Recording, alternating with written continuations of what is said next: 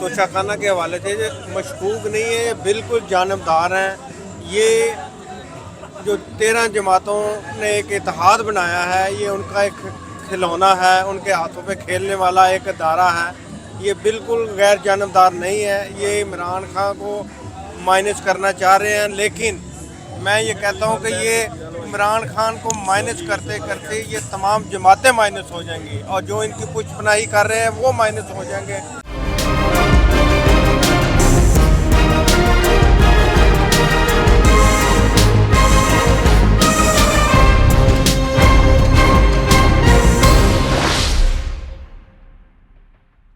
اس وقت جی ہمارے ساتھ موجود ہیں میاں عابد علی مناوا صاحب، جو کہ امیدوار برائے MN 119 سے۔ السلام علیکم سر۔ جی وعلیکم السلام۔ سر، یہ توشہ خانہ میں الیکشن کمیشن کا جو کردار ہے، کیا وہ مشکوک نظر آ رہا ہے آپ کو؟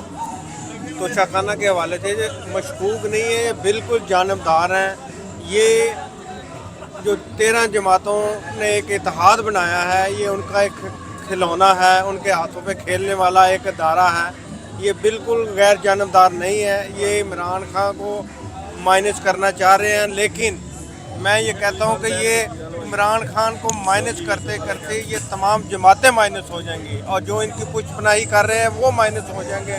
لیکن عمران خان دلوں میں بستا ہے، وہ پاکستان کا لیڈر ہے، یہ عالم اسلام کا لیڈر ہے، اس کو یہ 13 جماعتیں مل کر مائنس نہیں کر سکتی۔ وہ پاکستان کی عوام کے دلوں میں رہتا ہے، اور یہ ہمیں قائد اعظم کے بعد یہ ایک ایسا عوامی لیڈر ملا ہے جو پاکستان کے لیے اور ہماری آنے والی نسلوں کے لیے جنگ لڑ رہا ہے، اور یہاں جو بیٹھے ہوئے لوگ ہیں ہم ان کے ساتھ ہیں۔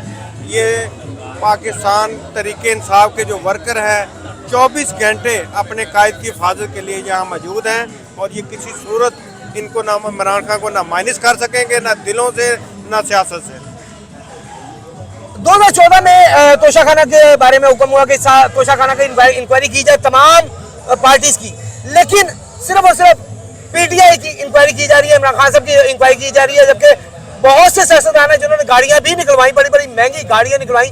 سب سے مہنگے جو تحفے ملے وہ گاڑیوں کی صورت میں ملے، اور وہ کافی سیاستدان اس سے مستفید ہوئے۔ لیکن توشہ خانہ ریفرنس جو ہے 7 فروری کو، آپ سمجھتے ہیں کہ فرد جرم عائد ہوگا عمران خان صاحب پہ؟ دیکھیں، وہ فرد جرم عائد ہوتا ہے یا نہیں ہوتا، یہ علیحدہ بات ہے، لیکن اس کو عوام تسلیم کرنے کے لیے تیار نہیں ہے۔ نہ پاکستانی قوم اس کو تسلیم کرنے کے تیار ہے، نہ پاکستان تحریک انصاف کے ورکر اس کو تسلیم کرنے کے لیے تیار ہیں، اور نہ پوری دنیا میں بسنے والے پاکستانی لوگ اس کو تسلیم کرنے کے لیے تیار ہیں۔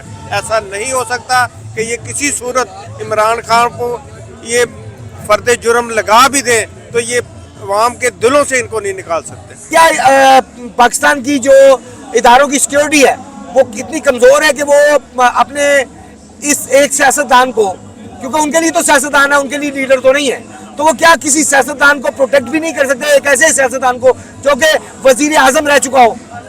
پہلی بات تو جو آپ نے جس سانحہ کی بات کی ہے وہ ایک افسوسناک واقعہ ہے، یہ پوری پاکستانی قوم اس پر دلی افسوس کا اظہار کرتی ہے، اور ان کے ساتھ ان کے لواح کی ان کے ساتھ اظہار ہمدردی اور ان کے لیے شہید ہونے والوں کے لیے دعا گو بھی ہیں۔ اللہ تعالیٰ ان کے درجات بلند کرے، اور اس کے علاوہ جو ہمارا ایمان ہے، قرآن ہے، یہ کہتا ہے کہ جو شہید ہوتا ہے وہ زندہ ہوتا ہے۔ اللہ تعالیٰ ان کو اپنے غیب سے رزق بھی دیتا ہے، اور شہید ہونے والے یہ اعلیٰ مرتبے پہ ہے۔ اور جو آپ نے کی ہے سیکورٹی کی بات، یہ جو ہمارے سیکورٹی ادارے ہیں اس وقت ان کے جو رسک، یہ سیکورٹی رسک بنے ہوئے ہیں کہ یہ پاکستانی عوام کے کسی بھی جو یہاں یہ سانحہ ہوا ہے سیکورٹی ادارہ تھا، وہ اپنی سیکورٹی نہیں کر سکے تو وہ پاکستانی عوام کی سیکورٹی کیسے کریں گے؟ اور رہی عمران خان کی سیکورٹی کی بات، ہم یہ سمجھتے ہیں کہ ہمیں ان اداروں کی ضرورت نہیں ہے۔ پاکستان کے عوام اور پاکستان تحریک انصاف کے جو ورکر ہیں، ہم ان اداروں سے مایوس ہیں جو ہمارے قائد عمران خان کی سیکورٹی کریں گے۔